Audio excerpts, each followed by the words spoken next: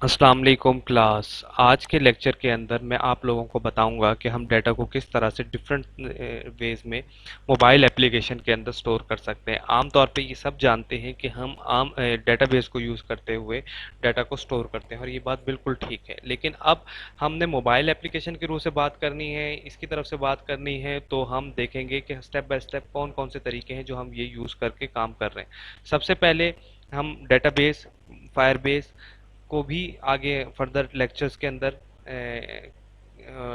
पढ़ेंगे। और लेकिन उससे पहले क्योंकि एक बेसिक डाटा स्टोर करने का तरीका शेयर्ड प्रेफरेंस है, तो हम इस लेक्चर में आज शेयर्ड प्रेफरेंस के बारे में पढ़ेंगे कि शेयर्ड प्रेफरेंस क्या होती है।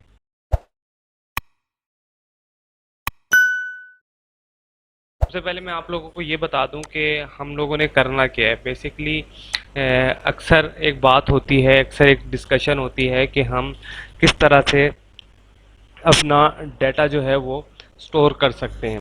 डाटा को स्टोर करने के लिए मुख्तलिफ़ तरीके होते हैं। मुख्तलिफ़ तरीक़ेकार में आप ये कह लें कि आपने कभी भी डाटे को सेव करना हो, डाटा सेव करने का बेसिक तरीका ये लगा लें कि आपको सबसे पहले एक वेरिएबल चाहिए होता है। यानी कि आपने सिंपल एक प्रोग्राम बनाना है तो उसके अंदर आपने वेरिएबल के ज़रिए एक डाटा को स्टोर कर लेते हैं, ठीक है। उसके बाद जब आते हैं उससे और एडवांस फॉर्म में आ जाते हैं तो आप क्या करते हैं, आप वेरिएबल की जगह अरे को यूज़ करने लग जाते हैं। इसी तरह से फिर आप लिंक लिस्ट की तरफ आ जाते हैं।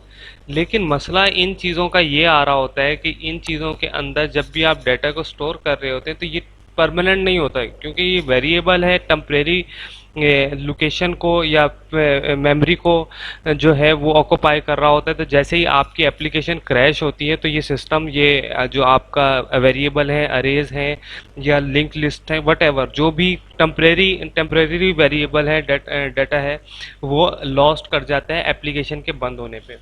आम तौर पे आपको ज़रूरत क्या पड़ती है, आपको ज़रूरत ये पड़ती है कि हम कोई ऐसी चीज़ बनाएं कि जिसके ज़रिए हमारा डाटा जो है वो परमानेंट स्टोर हो। तो अगर हम मोबाइल एप्लीकेशन के अलावा बात करें थोड़ी सी, तो हम डेटाबेस को यूज़ करते हैं। डेटाबेस के अंदर क्या होता है, डेटाबेस या इससे पहले एक चीज़ होती है file handling. File handling use की या हमने डेटाबेस को यूज़ किया, इन दोनों को यूज़ करके हमने डाटा को स्टोर करने लग गए। इन दोनों में फ़र्क क्या है, जब हम फाइल हैंडलिंग के ज़रिए भी डाटा को स्टोर करते हैं और जब हम डेटाबेस के ज़रिए भी उसको यूज़ करते हैं, क्या कहते हैं, डाटा को स्टोर करते हैं। डेटाबेस के अंदर बेसिकली होता ये है कि डेटाबेस के अंदर आप क्यूरीज लगा के डाटा इंसर्ट डिलीशन कर सकते हैं, जबकि फाइल हैंडलिंग के अंदर कोई एज सच क्यूरी नहीं लगती। आपने इंसर्शन डिलीशन अपडेशन करनी है तो आप क्या करते हैं, आप सिर्फ यूज़ करते हैं, कोड को रन करते हैं दोबारा उसके बाद। लेकिन आप डाटा स्ट्रक्चर में एक पूरा मैनेजमेंट सिस्टम डाटाबेस के अंदर पूरा मैनेजमेंट सिस्टम बना सकते हैं। अब इस डाटाबेस की भी आगे मुख्तलिफ़ किस्में होती हैं, मतलब मुख्तलिफ़ तरीके होते हैं डाटा को स्टोर करने के। मुख्तलिफ़ थर्ड पार्टी टूल्स होते हैं जिसके ज़रिए आप डाटा को स्टोर कर रहे होते हैं। जैसे फ़र्ज़ किया, सबसे पहले आप कह लें कि एसक्यूएलाइट है, जैम्प है, या सॉरी एसक्यूएल सर्वर है या एसक्यूएल है, सॉरी। तो इस तरह से आप डाटा को इन डेटाबेस के थ्रू क्यूरीज लगा के डाटा को डेटाबेस के अंदर स्टोर कर रहे होते हैं। आप फर्दर डेटाबेस के अंदर जाके वो बनाते हैं, क्या कहते हैं उसे, टेबल्स बनाते हैं, रिलेशंस बनाते हैं, इस तरह से फील्ड्स बनाते हैं, वट जो भी है। अब क्या होता है कि हम अगर और डिटेल के अंदर जाएं, डिटेल के अंदर जाके बात करते हैं कि अगर हम, अच्छा, इसके अलावा अगर हम सिर्फ उसकी बात करें मोबाइल एप्लीकेशन की, तो मोबाइल एप्लीकेशन का मैंने आपको बताया था कि मोबाइल एप्लीकेशन के अंदर आपके पास तीन तरीके होंगे डाटा को स्टोर करने के लिए, ठीक है। अब इसके अंदर तीन क्या होते हैं, सबसे पहले तो आपके पास आ गया डेटाबेस। डेटाबेस के अंदर इंशाल्लाह हम डेटाबेस आगे करेंगे, एसक्यूएलाइट सर्वर करेंगे, किस तरह से एसक्यूएलाइट डेटाबेस पढ़ेंगे। लेकिन इसमें तीन तरीके हैं डाटा को सेव करने के। किस तरह से डाटा को सेव करना, उसको यूज़ करना किस तरह से होता है। आम तौर पे तीन तरीकों के अंदर पहला तरीका जो है वो है कि आपने, एक तो सिंपल डेटाबेस हो गया जो हम यूज़ करते हैं, एसक्यूएलाइट डेटाबेस, एसक्यूएल लाइट, एसक्यूएलाइट यूज़ करते हैं। अच्छा, इस डेटाबेस को क्यों यूज़ करते हैं? मैंने आपको पहले भी शायद इसके बारे में बताया था कि ये वो डेटाबेस है जिसको आप थर्ड पार्टी के ज़रिए यूज़ कर रहे होते हैं। थर्ड पार्टी टूल के ज़रिए थर्ड पार्टी टूल की ज़रूरत हमें नहीं पड़ती जिसके अंदर।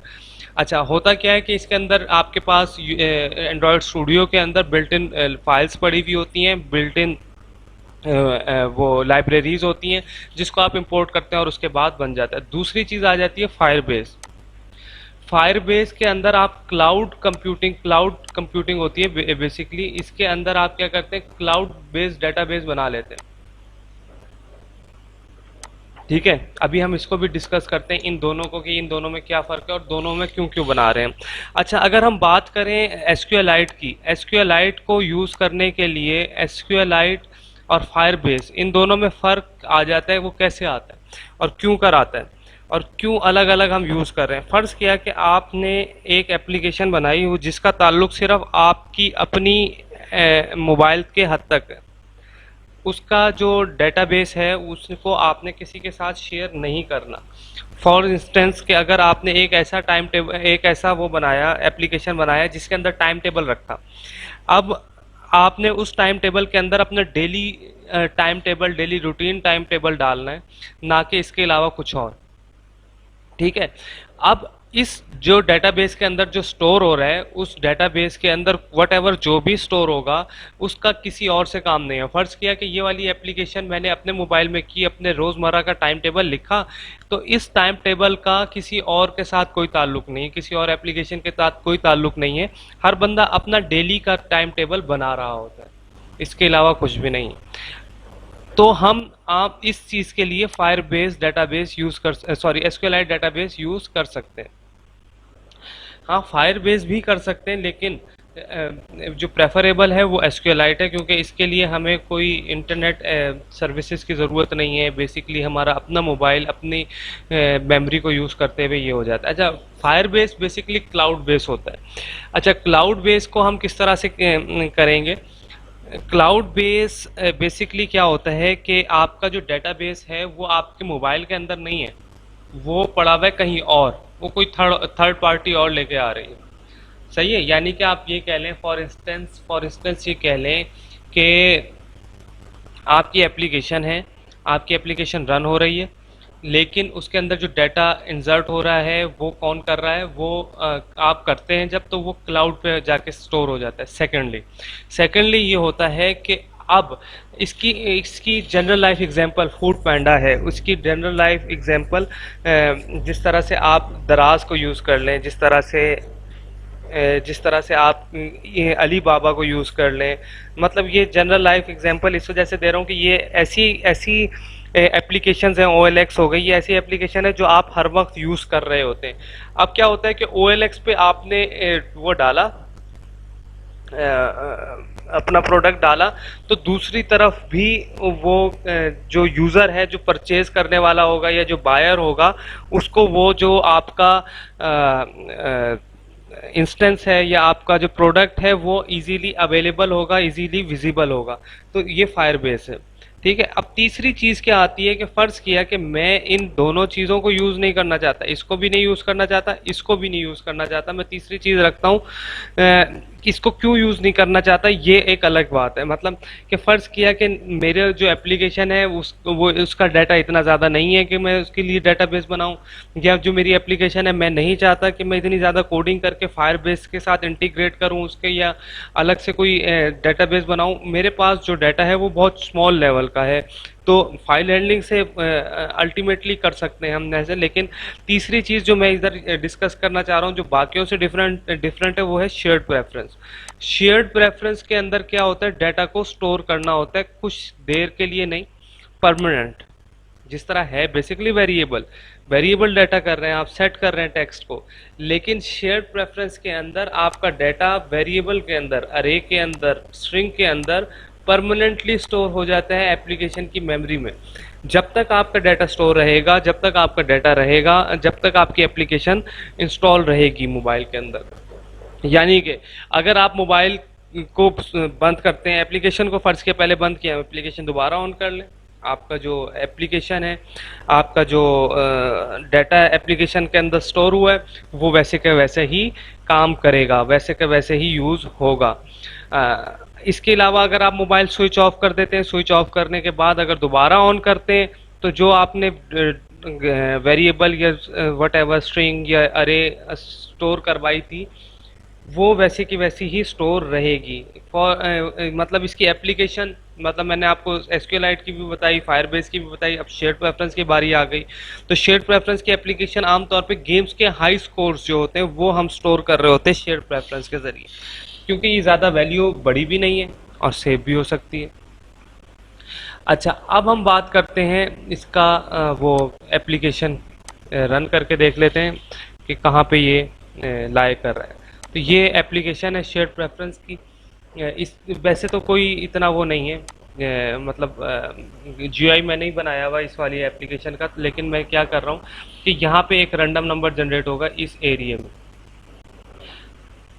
इधर एक रैंडम नंबर जनरेट होगा और रैंडम नंबर जनरेट होने के बाद इधर जो है हाई स्कोर अपडेट हो जाएगा इस वाली जगह पे। अब देखते हैं कि किस तरह से होता है। रैंडम नंबर जनरेट हुआ 836। अब क्या होगा, अब जो टास्क है वो ये हो जाएगा कि जब आपकी यहाँ पे हाई स्कोर अपडेट होगा, फर्ज किया यहाँ पे 837 आ जाता है, 837 इज ग्रेटर देन 836 या वट एवर 836 से कोई भी नंबर ग्रेटर होगा वो यहाँ पे अपडेट हो जाएगा। ठीक है, अब 836 से बड़ा कोई नंबर देखते हैं क्या आता है, 932, तो ये अपडेट हो गया। अब इससे छोटा 592 क्या अपडेट हुआ, नहीं हुआ। इसी तरह 561 हुआ, नहीं हुआ। 476 हुआ, नहीं हुआ। तो ये इस तरह से अभी तक 977 आया तो ये अपडेट हो गया। तो इस तरह से आपकी शेयर प्रेफरेंस की एप्लीकेशन है। अब इसका ज़रा कोड देख लेते हैं। कोड सिंपल है बहुत। एप्लीकेशन बना लूँ मैं एक दफ़ा।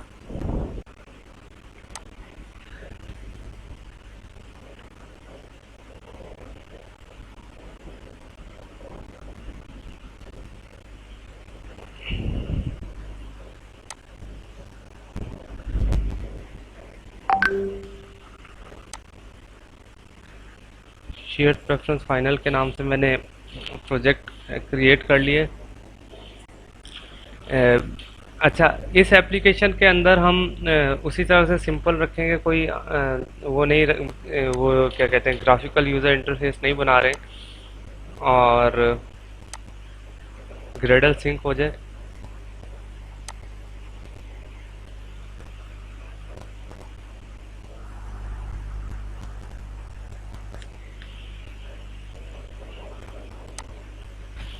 एप्लीकेशन जो है वो सामने ओपन हो गई। एप्लीकेशन से मुराद ये है कि कोड आपके सामने आ गया है। अब हम क्या करते हैं, अब हम अपना टास्क शुरू करते हैं और सबसे पहले हम आ जाते हैं लेआउट के अंदर। लेआउट दो या दो से ज़्यादा लेआउट आप बना सकते हैं, पहले हमने देख लिया। लैंडस्केप, पोर्ट्रेट, जो भी आप बनाना चाहें उसको बना सकते हैं। अब फ़र्ज़ किया मैं इस वाले का सबसे पहले नाम चेंज कर देता हूँ। इसको मैं स्कोर कर देता हूँ, इसकी आईडी जो है, सॉरी आईडी रखनी थी, मैं नाम बोल रहा हूँ।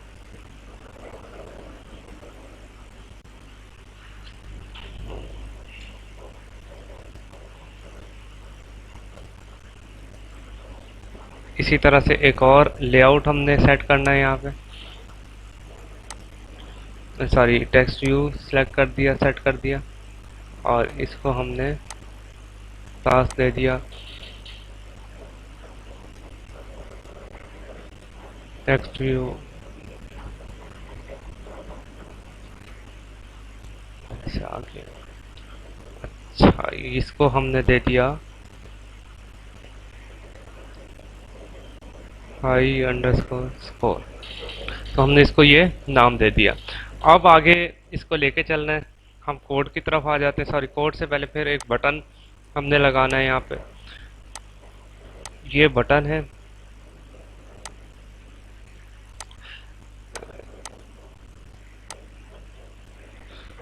बटन को मैं टेक्स्ट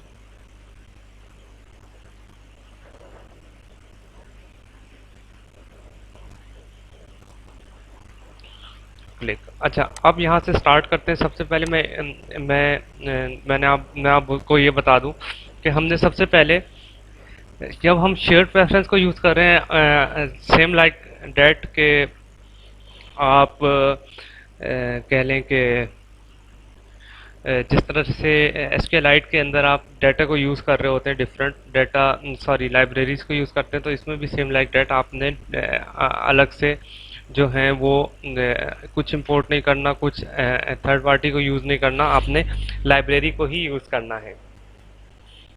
तो उसके लिए सबसे पहले कौन सी लाइब्रेरी है?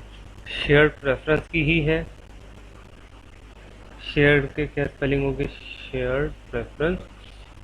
और यहाँ पे हम दे देंगे इसका ऑब्जेक्ट नाम, प्रेफरेंस रख दिया। इसके बाद गेट प्रेफरेंस, और इसके अंदर हम ये बताएंगे कि आपने मॉड क्या रखना है। मॉड का मतलब ये है कि अगर हम इसे मॉड पब्लिक रखेंगे तो जो आपका वो है एप्लीकेशन के अंदर जो इसका स्कोर है वो कोई और एप्लीकेशन भी उसको एक्सेस कर सकती है। लेकिन क्योंकि हमारी एप्लीकेशन फ़िलहाल सिर्फ हमारे ही उसको एक्सेस करेगी, तो इसको इस वजह से मतलब जिस एप्लीकेशन के अंदर हम यूज़ कर रहे हैं उसी एप्लीकेशन ने ही इसको एक्सेस करना है, बाहर से कोई एक्सेस नहीं देनी, तो हमने इसका मोड जो है वो प्राइवेट रखा। अच्छा, इसी तरह से हम इसके आगे ऑब्जेक्ट बना लेते हैं टेक्स्ट व्यू का, बटन का, और अ, बस ये दो ही हैं, दो टेक्स्ट व्यू हैं।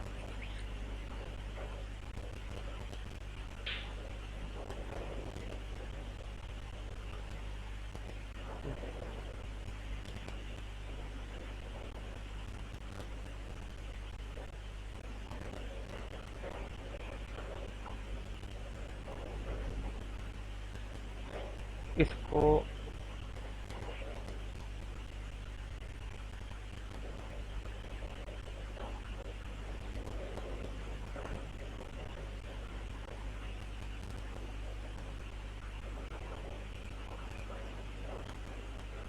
सही हो गया। अब यहाँ पे हमने क्या करना है? High score dot set text string. आमतौर पे जब हमने स्ट्रिंग के अंदर स्ट्रिंग के तौर पे अगर इंटीजर को प्रिंट करवाना हो तो हम ये वैल्यू ऑफ यूज़ करते हैं। प्रेफरेंस डॉट गेट इंट, इसके अंदर हम एक स्ट्रिंग देंगे हाई स्कोर के, मतलब डिफ़ॉल्ट एट्रीब्यूट्स हैं जो यूज़ करता है शेयर्ड प्रेफरेंस का ऑब्जेक्ट किसी भी इंटीजर को अपने पास सेव करने के लिए बेसिक उसमें। तो हम ये final string,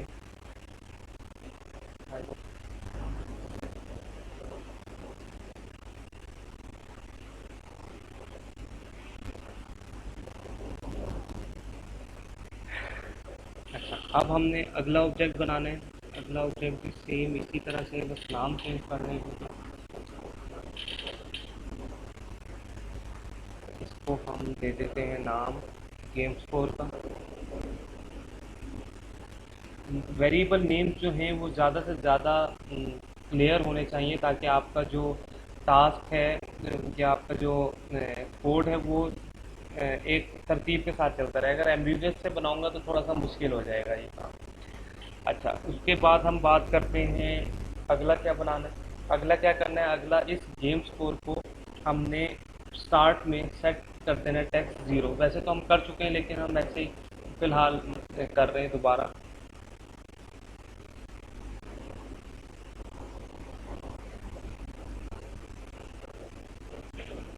sorry, value of आएगा यहाँ पे ज़ीरो कर देते हैं। ठीक है, अब यहाँ पे ज़ीरो प्रिंट हो जाएगा। वैसे हम सिंपल ज़ीरो भी प्रिंट करवा सकते हैं, कोई मसला नहीं। इसी तरह से अब मैं बटन का ऑब्जेक्ट बनाऊंगा ताकि मैं अपना एक्शन लिस्टर परफॉर्म कर सकूँ।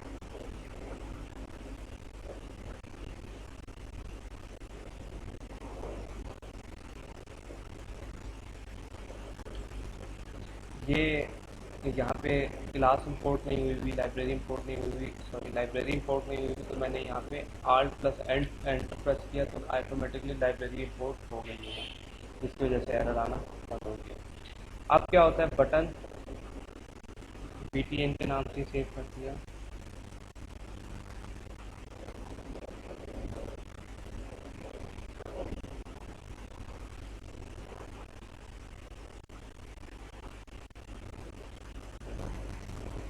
इधर देख लेते हैं बटन की आईडी, बटन ही है, देख लेते हैं।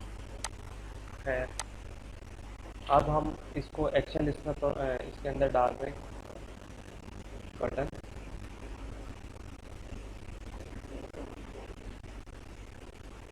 Dot set of click listener,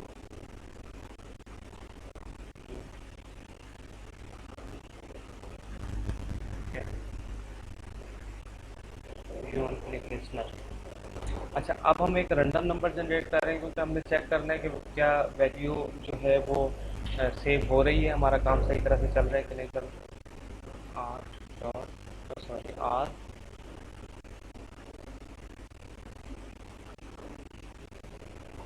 new, इधर से आप सीड वैल्यू भी दे सकते हैं कि फर्स्ट के मैंने ज़ीरो दे दिया कि ज़ीरो से चलना है या ज़ीरो इस रेंज में करना है, या मैंने यहाँ पे 200 दे दिया तो 200 से लेके आगे तक अपर बाउंड जहाँ तक हम लगाएंगे इंट वैल्यू सर इक्वल। अच्छा, value R dot next int, इसको हम नहीं रख रहे, ख़त्म कर देते हैं, इसको हम 1000 रख देते हैं, ये अपर बाउंड हो गया। अच्छा, यहाँ तक हो गया है।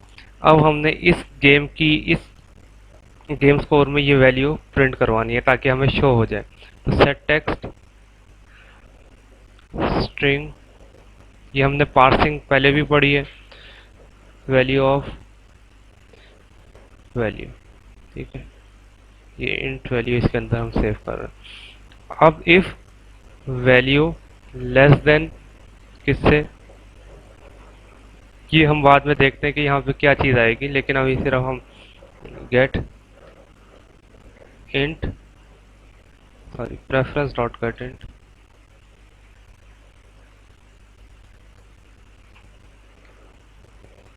हाई स्कोर, इसका हाई स्कोर वही पैरामीटर जो पहले भी हमने दिया था, ये 0, जो यानी कि इनिशियल वैल्यू है उससे चेक कर रहे हैं।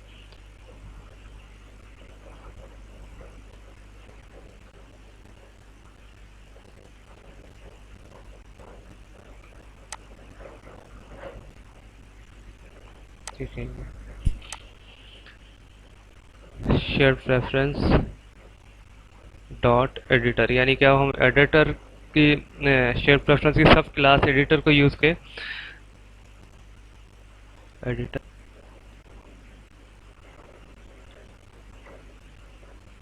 प्रेफरेंस डॉट एडिट,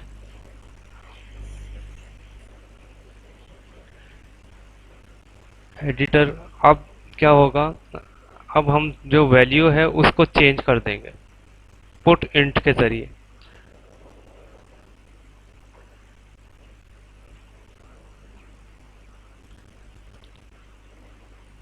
और ये जो कमिट की जो मेथड है, ये आमतौर पे हमने फ्रेगमेंट्स के अंदर भी पढ़ा था।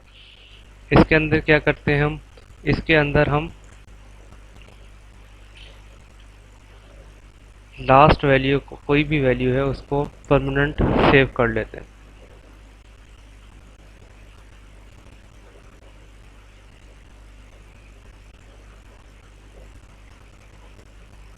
ठीक है, अब इसको रन करके देख लेते हैं आउटपुट क्या आती है। Sorry.